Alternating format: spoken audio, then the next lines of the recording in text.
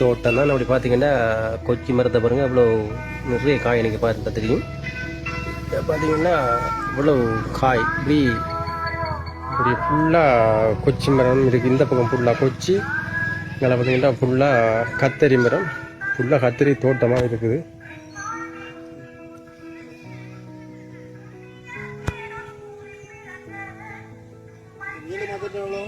கத்தரி சரி. அப்போ நாங்கள் அடுத்த கட்டமாக எங்கள் அடுத்த உழவுன்னா அவட சொந்த உழவு இதே ஒரு தோட்டமாக வச்சுருக்கிறோம். அந்த உழவுக்குள்ள எங்களோட பயிர்க்கன்றுகள் கொடுக்கப்பட்ட பயிர்க்கன்றுகளை பார்ப்போம்.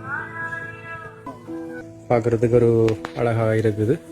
அக்கா, இந்த பசுமையில் தான் உங்களுக்கு நிறைய மரக்கன்று தந்தாங்க. என்ன நன்றியை தெரிவித்து வருவீங்களா?